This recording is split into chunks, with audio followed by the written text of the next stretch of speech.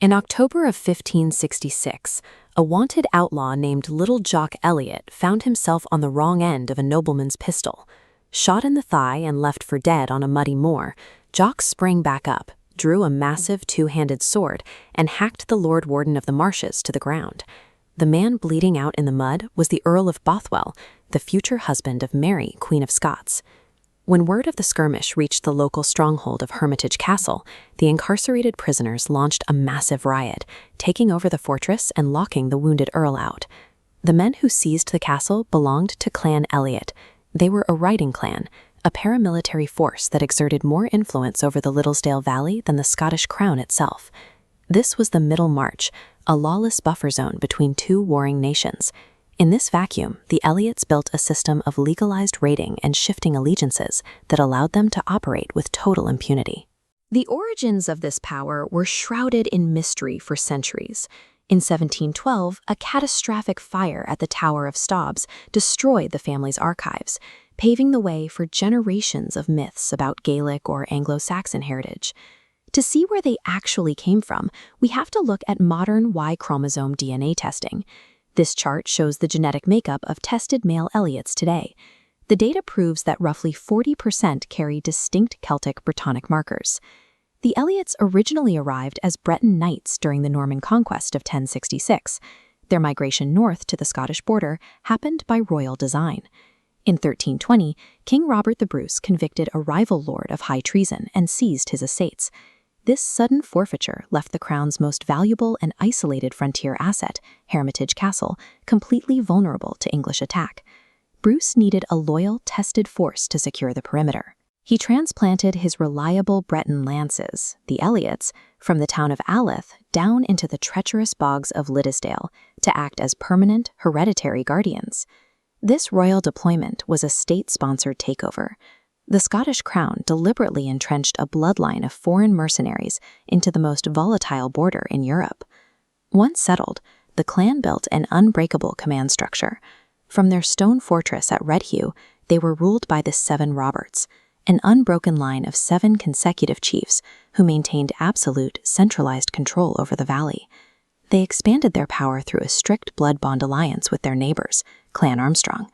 Together, they formed a private network of muscle capable of fielding thousands of mounted lances, matching the size of national armies. Their military doctrine relied on the Mosstroopers. These were elite light cavalrymen, specifically optimized to navigate the treacherous, sinking bogs and thick mists of the border terrain. The Mosstroopers rode small, sure-footed horses called Galloways.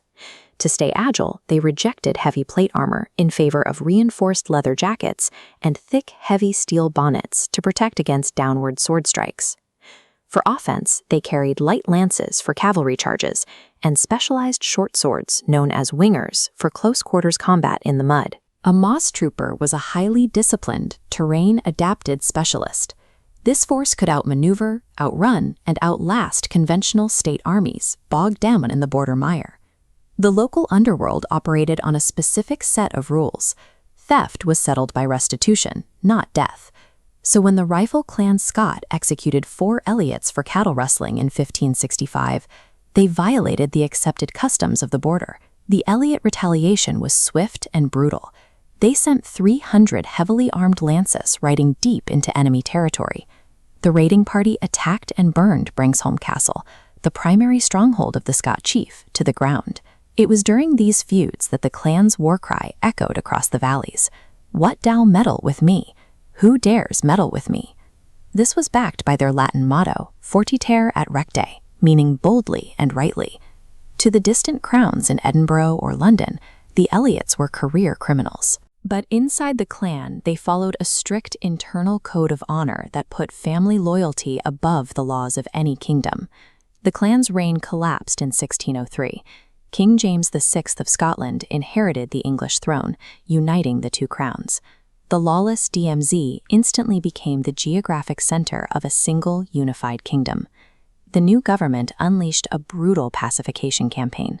Border leaders were hanged without trial, and over 2,000 riders were forcibly conscripted and shipped off to fight in foreign wars. On this antique map of Ulster, we see the destination of the Great Transplantation of 1609. Exiled Elliots were stripped of land and shipped to Northern Ireland, where they built fortified settlements and evolved into the distinct culture known today as the Ulster Scots. Back in Scotland, the legal transition was absolute. During a 1624 trial in Edinburgh, a low-level accomplice named Addy Usher was hanged for cattle theft. His co-defendant, Robert Elliot of Redhugh, the actual clan chief, used his political connections to secure a full royal pardon. The Crown treated the border cleanup like a modern organized crime takedown. They ruthlessly eradicated the street-level muscle, while political leverage protected the leaders at the top. The surviving Elliots scattered across the globe. To evade persecution and assimilate into new societies, they fractured the very spelling of their own surname. A famous border rhyme tracks these geographic divisions. The double L and single T descend from Minto and Wolfley. The double T and single L mark the old race in Staubs that dwell. The single L and single T, the Elliots of St. Germansby. The rhyme ends with a mystery, but double T and double L, who they are nobody can tell. The Elliot spelling with 2 L's and 2 T's belong to the outlaws who vanished into the Irish plantations, surviving in the shadows. If you carry this name today, look closely at the traditional clan crest. That raised, armored hand isn't holding a standard knight's longsword. It's holding a winger, the short, heavy blade of a cavalry raider.